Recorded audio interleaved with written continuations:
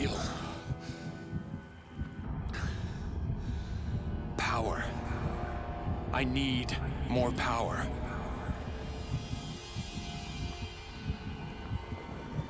You have something that belongs to me. This is mine. Then I'll take it.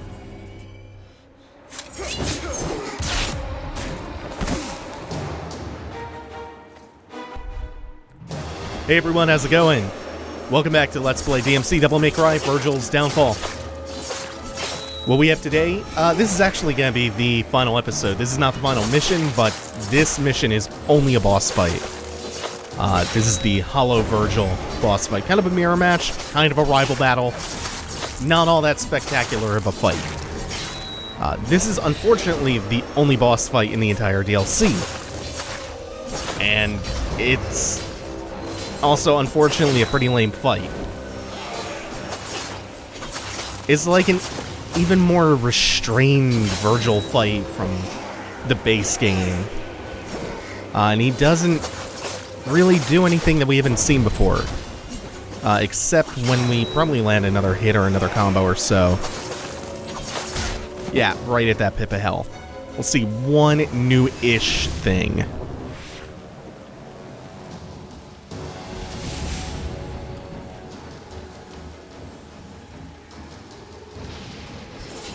Oh, it's a shame too because the environment and that giant beating heart in the background makes for a really cool visual, but you don't interact with it in any meaningful way. This is just a pause phase, an interstitial phase.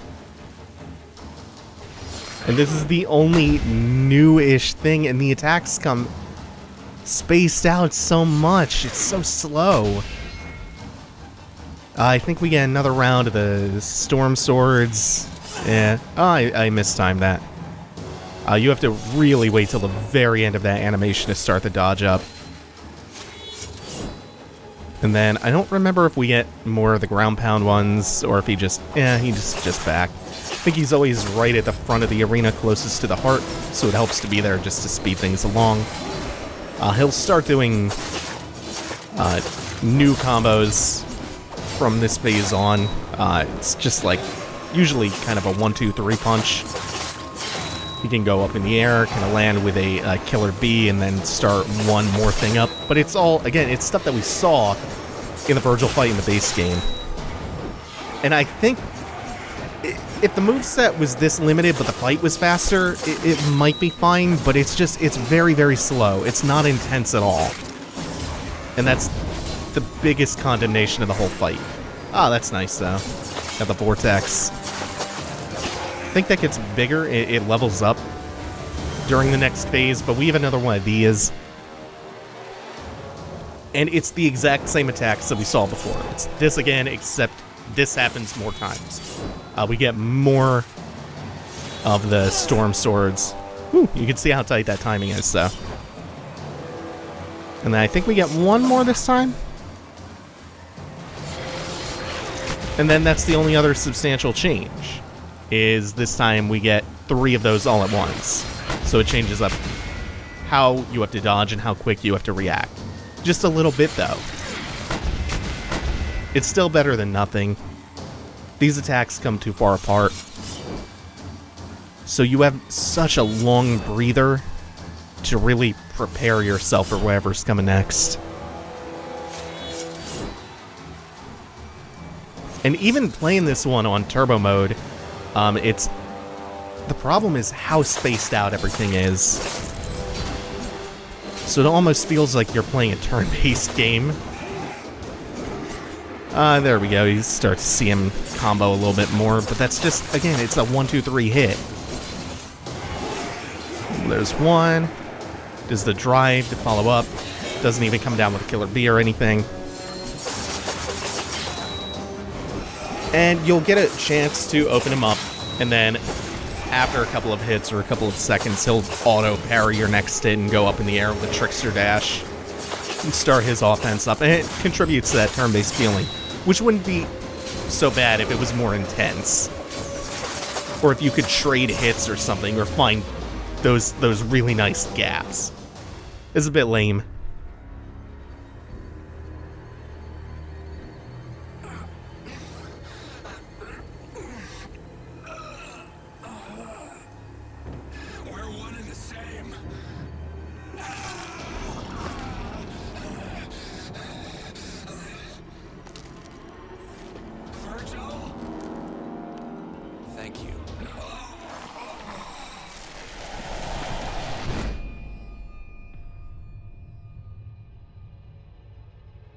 You deceived us, Virgil. Me and your brother.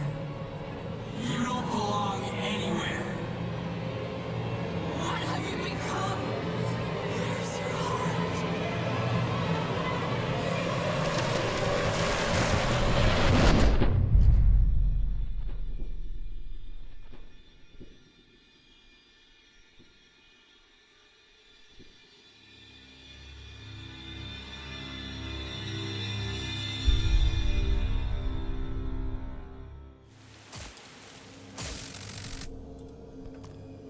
Oh, that went way better than I expected. I didn't think the style point requirement for that mission was so low. We'll pick up a few things. Fortunately, we don't get a new ability just yet, but we do have enough upgrades to now get summon swords and one other thing. Atomic. Atomic triggers when you release the charge for Volcano at just the right time.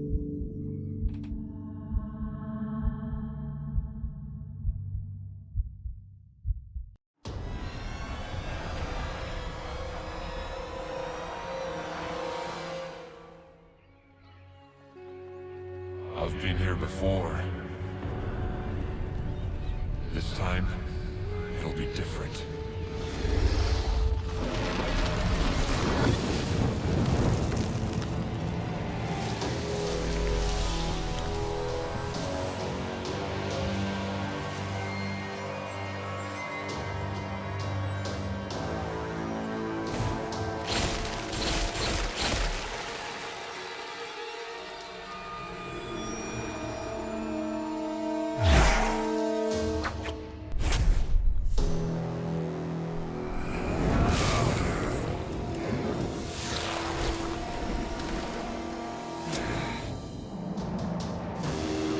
So we get the really cool new look for Virgil, and we also get this callback to the end of the base game, where it's not just a thematic callback, this is an actual gameplay element now, where you get to summon a Doppelganger form, and that Doppelganger is our final ability.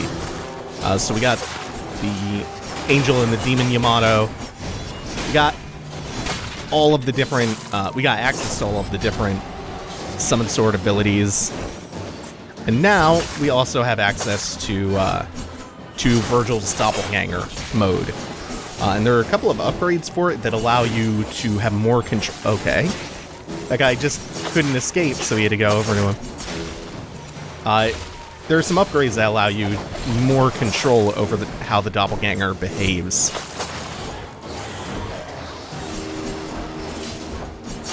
Oh, now we can just go ham. We've kind of looped back to the environment from the beginning of the game now. Also, the other good thing to come about from that boss fight is more of a character building thing. And it goes back to that the Devil May Cry 3 Virgil. You know, might controls everything. Without strength, you cannot protect anything, let alone yourself. The very end of that first Virgil fight in 3. And he actually even starts that fight off quoting DmC 3 with I need more power. Almost forgot about that. But I'm really pleased that this is the direction that they went with for Virgil in this DLC. Kind of taking him back to his roots like that. That power-hungry Virgil. The might makes right attitude. That Virgil. Instead of giving him the redemptive arc, which you kind of think might be coming, since he's the protagonist of this DLC, it kind of sticks in your head that, oh, maybe they're just gonna try to redeem him somehow. Or have him find himself and find the good in himself or something. Something kind of corny. But no, they lean into the Virgil that we know. They do the opposite. They drag him further down. Dante and Virgil in DmC Devil May Cry start off as alien compared to what you... I can't believe I made it back onto that ledge. Compared to what we know. But by the end of each of their respective campaigns, they come pretty close in character to resembling their DmC 3 counterparts. They get that mirrored growth. Oh! I thought I would have avoided that. I had to be like a split second later. That's how do hitboxes work. I want to check the tapes on that one. Son of a bitch. I was playing with my food too much. That's also partially my fault, even if the hitboxes were working against me. These guys are no fun. After a certain point of the game, which is the beginning of the base game, I think I might... Ooh, that was close. I thought I was gonna... Helmbreaker right off the edge. This isn't... Ooh, I thought I would get the parry on it. So no, we can't take that chance again. We're just gonna try to focus her down. That... I didn't see if that got... Nope. Oh, you're such a problem in this tight space. Like, this is actually a really problematic arena to be having this fight in. Point in case. Second time I've fallen off here. There is just not a lot of space, and you kind of need it. Oh, well, that's it for that. I don't think there's a third wave to that. No, good. We're gonna come up here and then immediately dash over. Oh no, I think I still need one more cross fragment. But once I get that, it will be a full heal.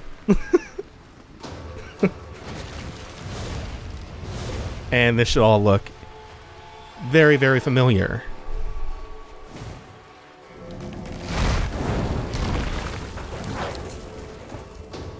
Bringing it back full circle, but introducing new wrinkles in the environment and different enemy compositions. This is a really cheesy spot to fight in if you so choose, because you can do that. If you force them over, you can, if you're facing the ledge there, they kind of have to naturally drop into the pit and die. Wish I could do that with the Bathos. Whoop. Luckily, I could not just dash over the edge.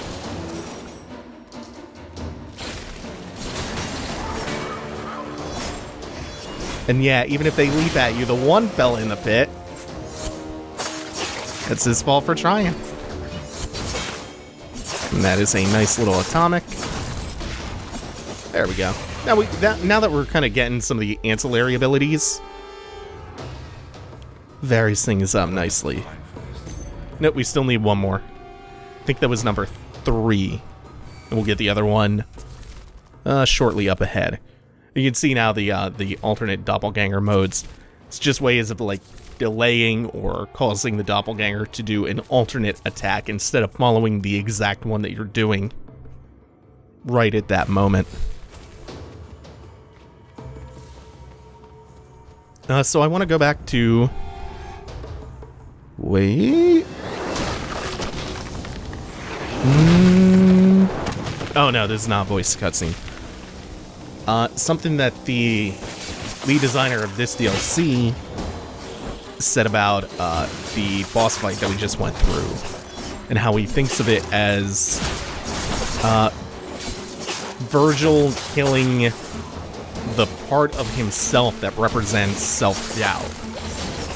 And his own interpretation of it is that by the end of this, Virgil is on the path to becoming Nello Angelo.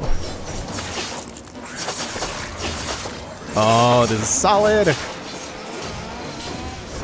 So something I actually did not know until I was playing a little while ago is that you can actually cancel Rapid Slash. I feel dumb for never picking up on that before. You can cancel it before it hits into anything. Ooh, that was nice. Solid stuff. No, we still got a little bit more. I don't think I've been using Rapid Slash optimally. Either as a gap closer or an escape. I've kind of been throwing it out really randomly and then not following it up properly. Did you see the Ravager freak out for a second?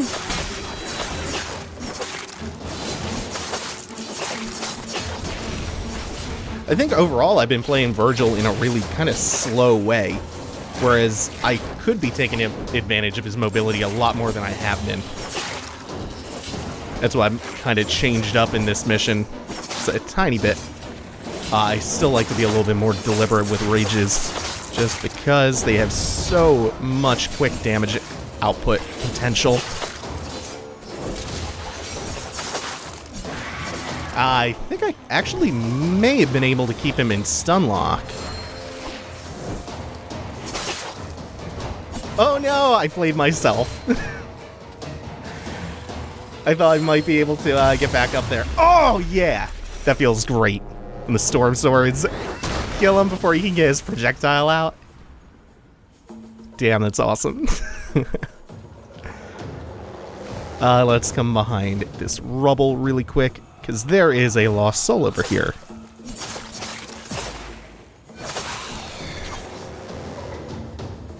Since we have only so many left in the game, I would kind of like to try to get as many of them as possible. At least the ones where I remember where they actually are. Then we've seen sequences like this towards the end of levels before. Should tell us that we're coming up on the home stretch of this. In fact, if you look off in the left, in the distance, that is where we were at the end of the first mission. So far, so good. We don't want to get caught by the wisps too easily, especially when they're in berserk mode like that. Oh, okay. But when they are, when they're triggered like that, cannot easily grapple them. Ah, well. Would have been nice to keep that going like that, but, oops, the shockwave. Did not look out for that. There we go, got the parry that time. Ooh, didn't get over to her quickly enough. That's okay, though, we can continue it with that. The Judgment Cut.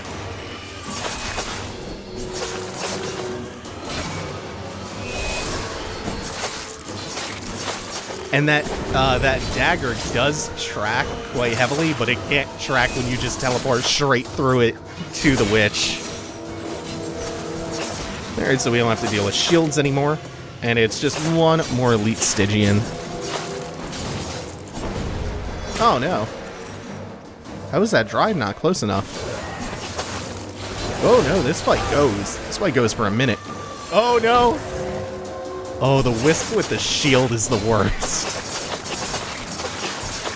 But we have summon swords out, so we can just kind of chew through. We can weed whack our way through this. Really does not even matter what's. Whoop! That was another moment where I almost Helmbreakered over the edge.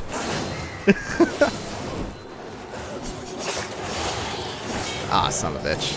At least that didn't result in me getting hit. I usually tend to land on stuff. Usually tend to land on attacks. That was really close. Yeah, now that we have everything unlocked, I'm having a good old time now. Oh, no! He backed up right before the Judgment Cut came out. You know what I would really like one huge change that I would love to see? More ways to buffer into the Judgment Cut. Like, there are a lot of little buffer tricks that you can do in the base game that don't appear to work as well for Virgil. Stuff like buffering overdrive. for Dante, like, you can't buffer Judgment Cut nearly as easily or out of as many things, which I think is kind of odd. It would really open up his combo potential. I think that's our last health cross fragment. We are coming up the last fight in the game. Which again, I find it to be such a bummer that it's not a boss fight coming up.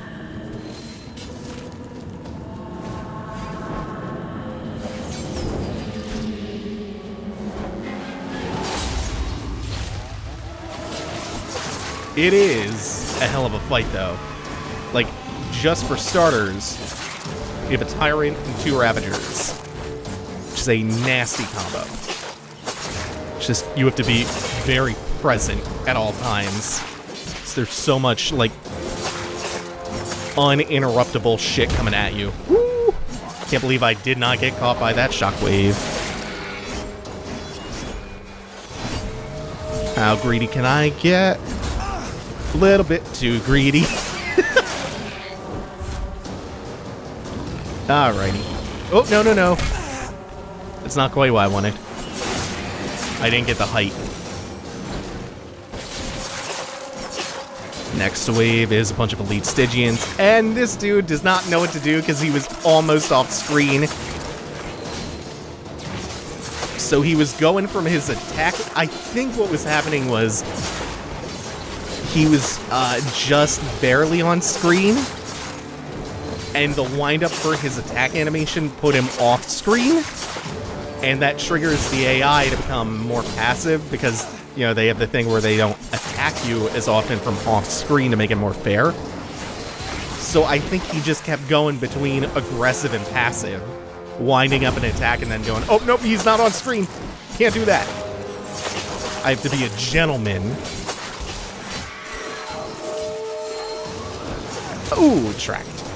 Fucking Blanca Ball. Elite Stygian is like we have to fight like gentlemen. Just shoot through this stuff. Ooh. Man, everything tracks like hell.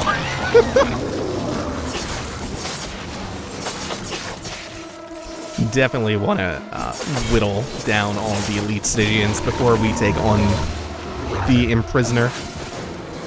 Oh, that sucks that you can land on that. Gotta be a little bit more careful. He's gonna go into this phase soon. Nope, not yet. We can get a little bit more damage in. Get even more in. There it is. Oh! Oh no, that's an opening. That's an opening for a couple of seconds before this starts. Not sure if the Summon Sword speeds this phase up, but hey, might as well try. Got nothing else to do until we can go back in on him. Now we are just gonna try to zerd him down. Ooh. I think he hit me from behind with the wind-up for that animation. Yikes. Yikes is the only way to describe how that fight went.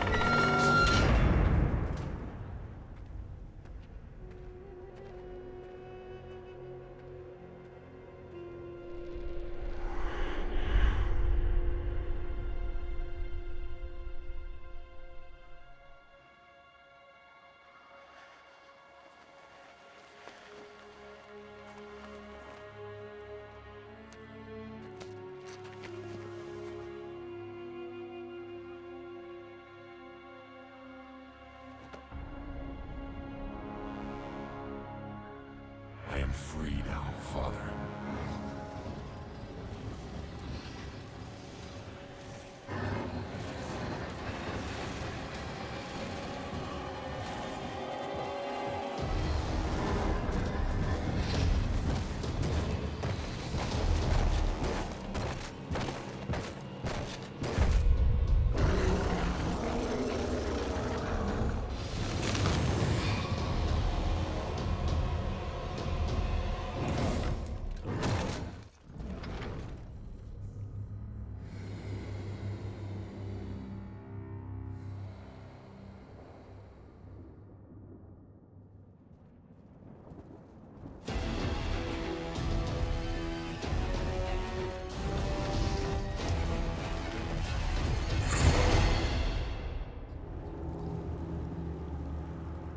Now, we can watch the credits roll.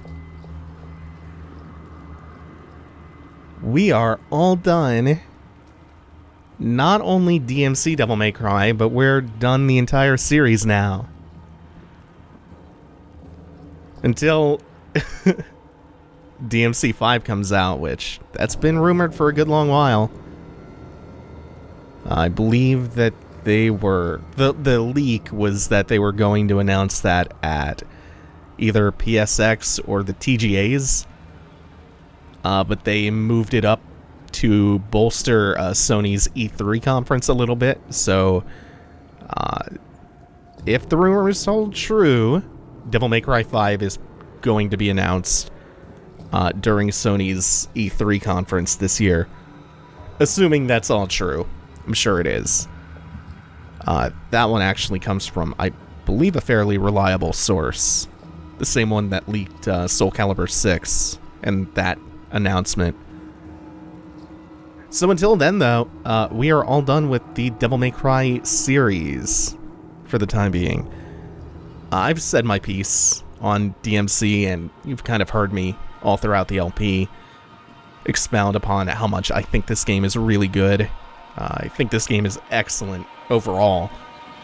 It is, I would agree, weaker than DmC 3 and 4, but those games are phenomenal. So, weaker in perspective is not all that bad. It's not significantly worse. It's just a slight step down. And I can totally understand being disappointed that this didn't raise that substantially high bar. I can understand that disappointment. The vitriol and the sheer hatred and the hyperbole. The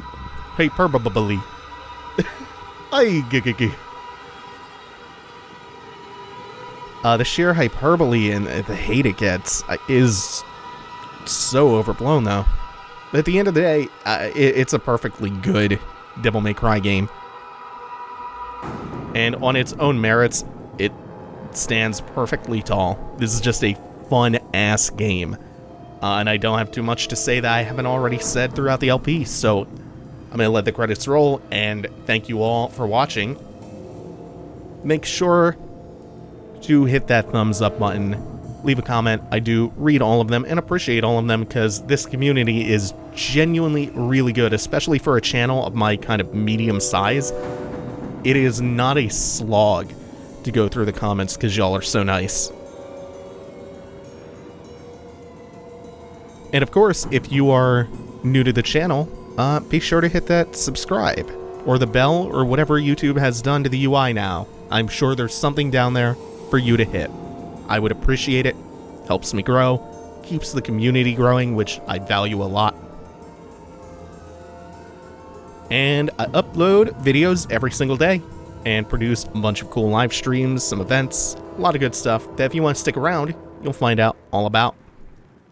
And you can also check the links in the description for my Twitch, twitch.tv/ScribeD, my Twitter, twitter.com/TheScribeD, same as the channel, and my Patreon, patreon.com/Scribe, if you want to provide that kind of monetary support, which, again, really super appreciated. Everyone who supports me on Patreon, they do it out of the goodness, the goodness of their hearts. And I also credit them in every single video in the description. I am not entirely sure what's going to be next up replacing this LP, but I have some fun ideas I'm knocking about with. That is going to do it for this LP. Thank you all for watching. Take it easy. Have a good one, y'all.